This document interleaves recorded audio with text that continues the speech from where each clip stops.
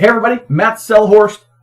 Welcome to the Boat Dealer Profits podcast. I appreciate you joining us here. I am your host. I am the creator of the Splash System, and we're committed to helping you sell more boats, make more money, and have more fun. So we've got an excellent episode for you today. It's a topic that is something that I hit on consistently with my Splash clients, and they know this is something that is going to impact their dealership.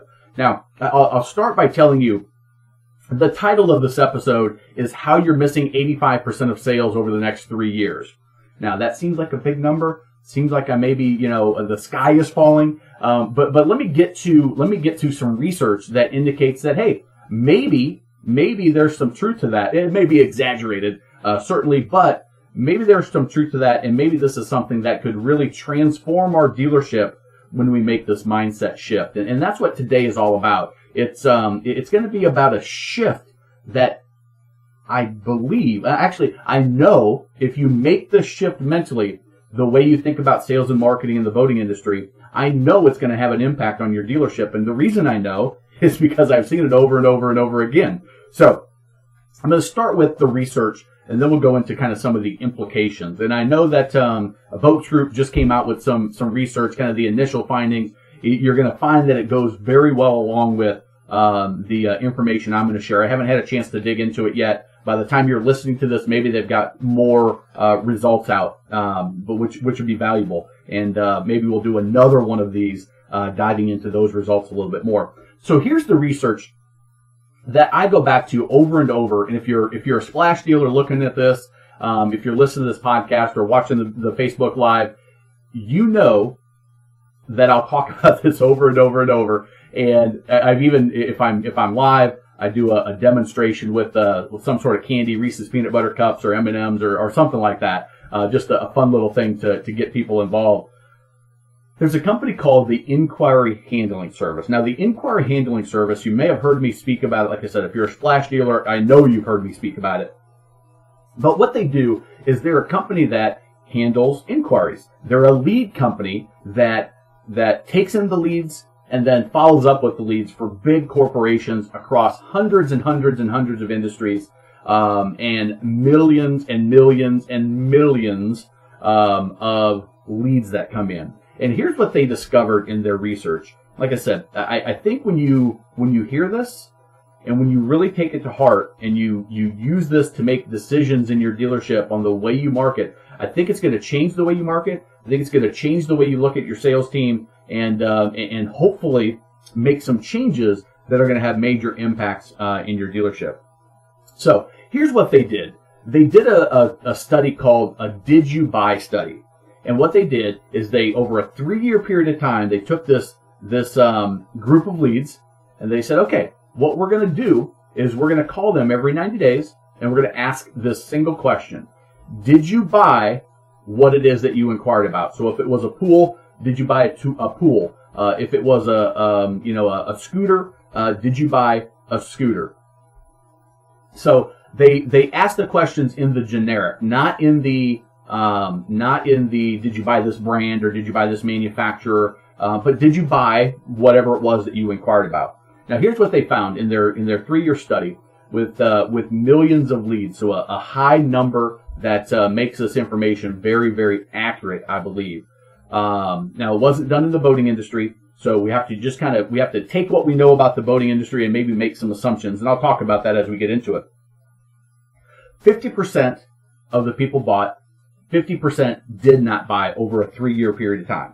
Okay? So what that tells me is that the leads that come in, it's going to be hard for you to tell who's a buyer and who's not, because even over this huge sample size across all industries where, some products may be $100, some products may be, 100,000, that only 50% of them buy. But here's the interesting part, and I'll ask you a question, is of the people that bought, of the 50% that bought, how many bought within the first 90 days? And how many bought over the next 3 years, from 91 days to 3 years? Now, I'll tell you, think about that question a little bit, and I'll tell you what my research has shown. I've got 2 sample points for this. anecdotal, but I think pretty indicative of what's really going. Actually, 3 sample points. The first is talking to salespeople. Hey, when I first got started in the industry, I had a salesperson tell me, listen, if they don't buy in the first 4 weeks, they're not going to buy. So, okay, well, that's interesting. That goes against my beliefs, but, that's interesting. And I would hear that over and over as I started working with other dealers and started doing training and started going to industry events. Over and over, I would ask salespeople what their follow-up system looked like. And virtually 100% of them would have a time period where they said, if they don't follow or if they don't buy at this point, either I forget about them or I lose them, they fall through the cracks, or I just give up on them because I know they're not going to buy. Why would I waste my time? And it was anywhere from a couple of weeks to a couple of months, but very, very seldom did I hear anybody that said they were more than 90 days. Second sample point. I have currently Christy making phone calls to dealers, getting some research on, hey, what would you like to hear in upcoming boating industry articles, podcasts, my trainings? What would you like to, what areas could I adjust the splash system to hit where they're interested and what's impactful? Not, because there's got to be a combination of both, the what they're interested in and what really will get results, because a lot of times they don't quite match up. And here's what I'm seeing. One of the questions is, how long do you follow up with the lead before you stop? And she sends me a spreadsheet, and my team's virtual. So I've got some folks in the Carolinas, some folks up in Canada. Christy happens to be in the Carolinas. But we still work remote just because it's easier, and frankly, I like to work out of the house where I'm doing my podcast from my home office. But beside the point, I'm getting off track here. So here's what I'm finding in that research study, that it's anywhere from 2 to 3 weeks to 90 days, and there's maybe been 2 to 5% of people that are saying until they buy or die, kind of that saying, until they buy or die. But that is a small minority of people that are following up for longer than kind of a week's period of time. It may be 2 weeks, it may be 6 weeks, it may be 8 weeks, maybe 10 weeks or 12 weeks. But it's still within that 90-day period of time. The third data point that I have in this industry is my experience mystery shopping. I have a couple of mystery shopping aliases. I attend boat shows as myself, and go ahead and submit a lead, inquire about a boat, inquire from a manufacturer. And here's what I find there is what I'm hearing from the salespeople, what I'm finding in this survey is actually overinflated. The communication that I get, whether it's a phone call, whether it's emails, typically stops after 2 or 3 attempts. 2 or 3 attempts, I typically don't respond because I do want to be respectful of people's time. And I don't want to, catfish them, what the young kids say. I don't want to reel them in and drag it out and waste their time with them thinking it's a real lead. But I find it very interesting to see the type of responses that they give, frankly, a lot of times the bad responses that they give, I'm in a hurry and my boss told me, my GM or my owner told me I had to respond to leads in the first, 20 minutes. And so I just slap this together and I send it out. And then I maybe send another one and maybe another one. A handful of people put you on some type of newsletter type program where you get. But I have done hundreds and hundreds of mystery shopping attempts, and I don't unsubscribe from anything. And I bet I can count on a single hand the number of dealers that I get consistent communication with. And when I say consistent, I mean on a regular, consistent basis. So not just sporadically I get a sales message saying, oh, we've got a sale. I'm talking about a communication strategy that's staying in touch, with interesting, educational, entertaining content that people would actually enjoy reading. So those 3 data points tell me that the most people are stopping in 90 days. But here's what the survey's results showed. The survey results showed that of the 50% that buy, only 15% buy in the first 90 days from submitting a lead.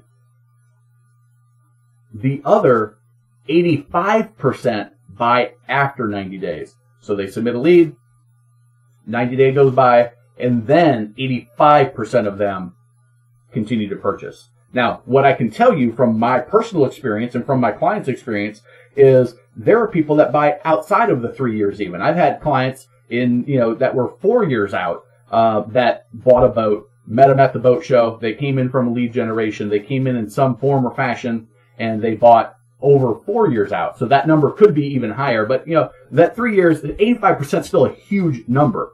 So what can we take from that? Well, the first thing is, if a lead comes in, first of all, you don't know who's the buyer and who's not, so you've got to treat everybody like a buyer. Treat them like a buyer until they prove otherwise. So that means give them good, solid messaging. That means take your time crafting a persuasive message in every single case, no matter if you think they're out of territory, no matter what you believe about them, but give a good, solid message as quickly as possible so you can get the biggest share of that 15% of leads that come in. Do your job so that you can sell to people that are now buyers today. This fits very nicely with my educational spectrum of a boat buyer, so I'll reference that as well. But if you don't know it, there's researchers, there's evaluators, and there's now buyers. The researchers and evaluators are the ones that are, they're getting a brochure, they're inquiring about a piece of inventory, they're asking a question, and they are not quite ready to make the decision. Something has to fall into line for them to make that decision. The 15% that's buying in the 90 days, they're likely now buyers. They've already done the researching, they've done the evaluation, and they're ready to make a buying decision. So here's my thought as I think about this, and I was writing my notes for this episode. One thought that kept coming back to me was, in the industry, I'm going to step back from the dealership standpoint for a little bit. In the industry, there's the focus on grow boating. There's the focus that we need to get the word out about boating, which is true. I think Grow Boating does an exceptional job. I'm hoping to have, I've been emailing back and forth to coordinate having him on the show. And we had Frank from, Carl from Grow Boating. And we had Frank that was taking a look at my list. Frank from the fishing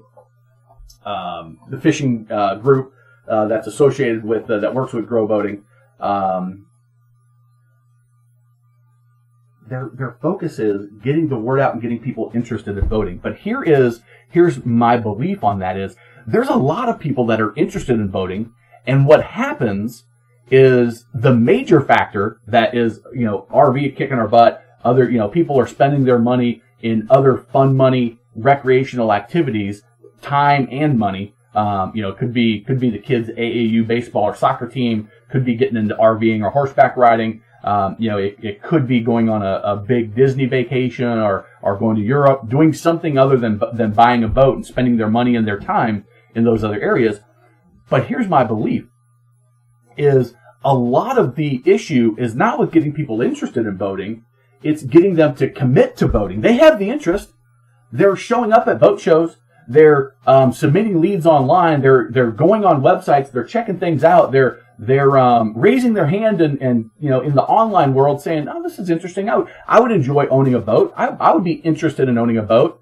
But on the industry side, manufacturers, dealers, brokers, we all do a poor job of taking them from that research phase and getting them to the now buyer phase, taking them from researcher to evaluator to now buyer.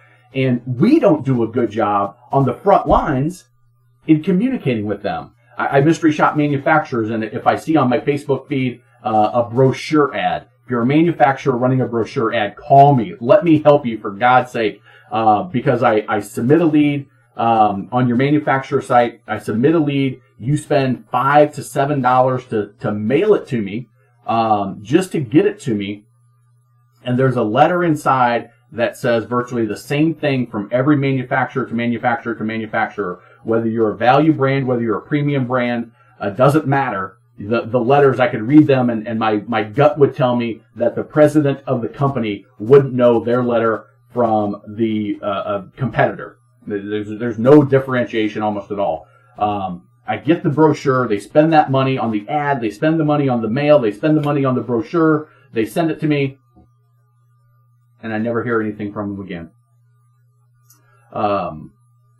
And that's where the opportunity to me lies. A dealer, I told you about my data point there, is mystery shopping dealers at boat shows and online and not getting communicated with. So my belief, from my experience, from my just understanding the buying cycle, the customer journey, is we have the opportunity to do a better job of creating a communication strategy to take people that show an interest in boating, push them down the educational spectrum so they actually make a buying decision. So what does that mean? Well, it depends on the type of boats you sell, depends on your marketplace, but communicate with them in a way that sells the boating lifestyle. Not just the boats that you sell, not just, hey, come into the dealership, let me get you on the phone, let me sell you, but actually communicate to them in a way that's going to encourage them to move down the educational spectrum in the time that they want to buy. Most of the times you can't make them buy before they're ready unless you drop price. And even in that case, a lot of times you're not going to be able to make it happen because price isn't the determining factor. But you have the opportunity to sell the lifestyle. As the dealership, you have the opportunity to sell your dealership, to sell your brands in a very entertaining, educational, relationship building way. And if you do that over the long term, that 85% of market share that buy after 90 days is just right for your picking then. If you're the only one in your marketplace, manufacturers, if you're the only one in your segment that has a communication strategy that's not 100% product focused, that is actually done in a strategic way of understanding the buyer's journey, and done in not a stuffy corporate way, but done in these are boaters that are fun. I mean, you're out on the water with boaters, you're having fun. These are fun people. These are people that are looking for fun. These are people that in their daily lives are in a cubicle, are on a plane traveling around the country and finally get home. I've got a friend that's a president of a financial services company. His family lives in Charlotte, and every week he commutes to Connecticut for this financial services company. He could buy virtually any boat that's out there, but their time together, that's what's difficult. You have to sell the convenience of boating. You have to sell how easy it is and sell that lifestyle. So when he does get back Friday night, that they say, oh, you know what? We should get the family out on the boat. Kids are going to be going off to college soon. We really do need to get that boat now. Instead of just, let me show you this boat, let me show you that boat, but you're selling that whole lifestyle, and you're understanding that their lives are so chaotic and hectic, and that you're trying to just squeeze these messages in and selling the points that you need to sell to your marketplace. It's difficult for me because if you're selling pontoons, if you're selling entry-level boats, if you're selling high-end cruisers, $150,000, $200,000 towboats, all that messaging is different. But the key to everybody is they're all busy. Their lives are drudgery and boring. And that's why they want to get into boating. They need a release. They need the relaxation. They need something to live for to get to Saturday. I mean, how many people hate their jobs and hate their industries? Even if they're successful, even if it's their own company, they just cringe having to go to work. And sometimes we forget that in the boating industry because we love boats. Most of us in the industry don't have that. Because it's a conscious decision to get into this industry for most folks. And so we can use that type of messaging and spread it out over a communication strategy forever. As a dealership, as a manufacturer, even as a broker, you have to have a strategy that says, from now on, we communicate with our database, with our prospects forever. We never stop unless they ask us to. We never stop unless they ask us to, because there's 85% of the people that it'll take them 3 years or more to make a buying decision, and we want to be the ones that have stayed in front of them. I had a client repeat this back to me the other day. He said, Matt, we've been using your stuff, and this person came in and he was pre-positioned. He was less price sensitive. He knew that he was going to buy the boat from us, and there was virtually nothing that I would have done that would messed up the deal. I think it's probably a little more sensitive than that. But because they had a communication strategy over that period of time with the right type of messaging that was consistent, that was persistent, that deal came together super easy. So I think that's a big opportunity industry-wide, and definitely at the dealership level and even at the salesperson level. Now, that communication, it cannot be 100% manual. So one of the issues at the dealership level is the leads come in and the owner or the general manager says they need to get on the phone and call the leads more. I agree, 100%. 100% they need to be on the phone making more phone calls. And yet, when you're bringing in consistent leads every week, there's new leads, month after month, year after year, there's all of these leads, and only 50% of them are going to buy, 50% of them are not going to buy.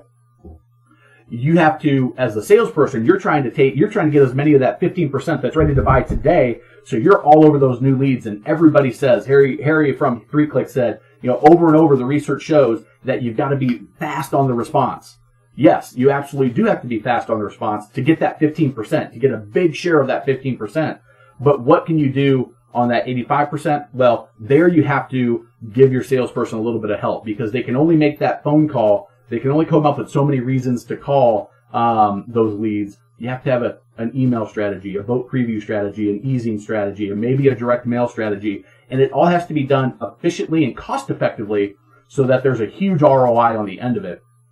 And oh, by the way, if you give some simple strategies in your dealership, if you understand that's what you need to do, you can make some simple shifts in your dealership so that your salesperson always has a reason to pick up the phone to call any prospect any time of the year, and make a phone call that they're excited to receive, that even if they're not in the market to buy a boat, it builds value with them. If they are in the market to buy a boat, it makes them easier for them to say yes and to move down that educational spectrum. But you have to stop and you have to think about that. Hey, what could we do?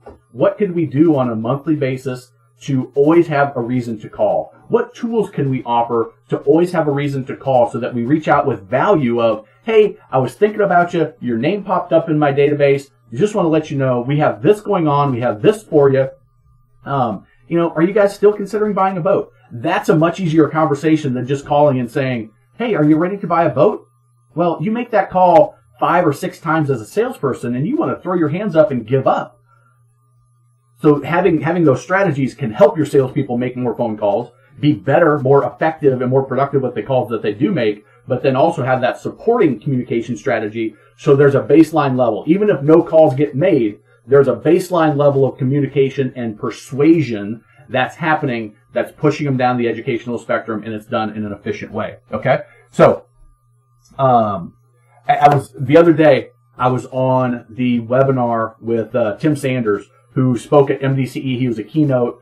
He did a webinar for MRA, which is great. If you're missing the MRA trainings, you're missing huge opportunity. You need to. The marketplace is changing. Digital digital advertising and marketing is changing.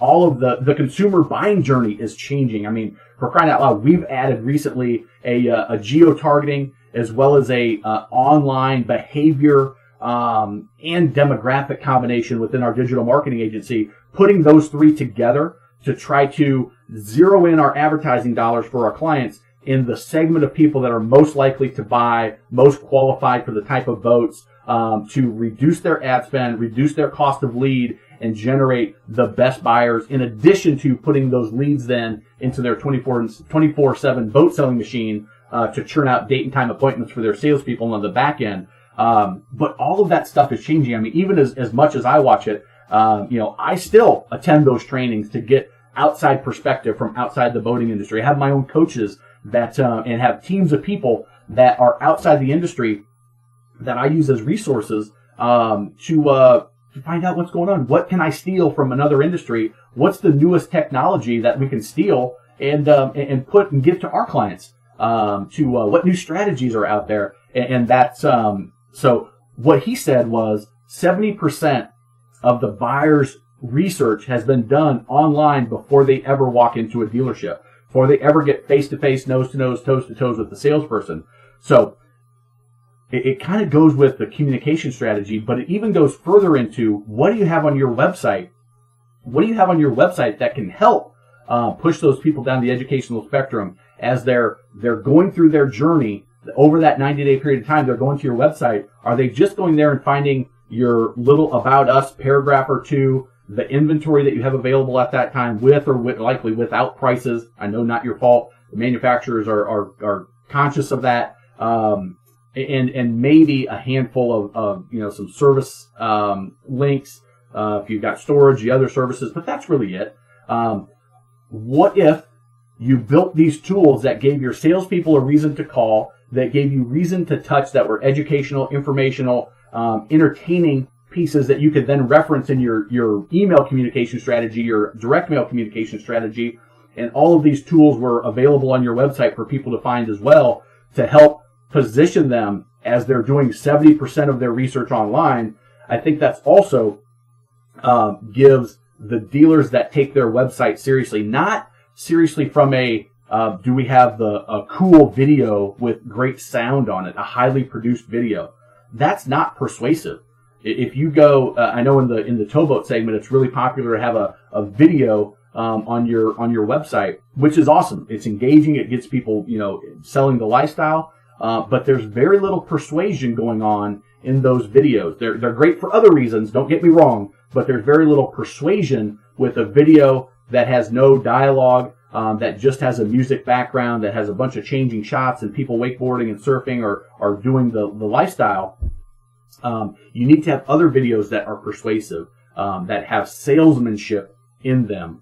And those are some tools that fit nicely with Tim. I just wanted to make a mention of that because I think it helps with when you start looking long term. It's not anymore a lead comes in, a salesperson jumps on them, gets them on the phone, sets an appointment, gets them in the dealership, and they sell a boat. That's 15% of the market. It hasn't gone away. You still need to do that, but you need to understand that consumer behavior has changed. Technology has changed that. The recession has changed that. The busyness and hecticness of everybody's life has changed that. And you need to, if you want to be hyper successful, if you want to be ultra successful in this marketplace, you need to understand that and make changes. Whether you're the biggest dealer out there, if you're, one of these dealers that's consolidating, or if you're, a single location dealership that's just trying to carve out a nice piece, or if you're a manufacturer that's looking to maintain market share or grow market share, you need to understand these concepts, in order to achieve your goals. Okay, so a couple of things that go along the lines of what could you offer. Well, consumer guides. If you've heard me speak at MDCE, if you've read my articles, educational marketing is a big piece of what I believe works. What I have shown to work over and over and over again because of a lot of the reasons that we just talked about. How-to checklists, how to demo a boat the right way. Articles on finance and insurance and other areas that boat buyers, boat shoppers would find interesting and of value. Articles on selling the lifestyle. So in the Splash system for my bootcamp members, we have articles, we have content that we provide them, and we also do custom content that we put in a magazine for, I don't know if I've got one. Oh, here we go. This is one that we created. If you're on Facebook Live, you can actually see the magazine, but we create magazines that are content pieces that sell the boating lifestyle, that sell the dealership, that build credibility, that are educational marketing, and designed to, again, position them other than price, to give the consumer something other than price to make a decision.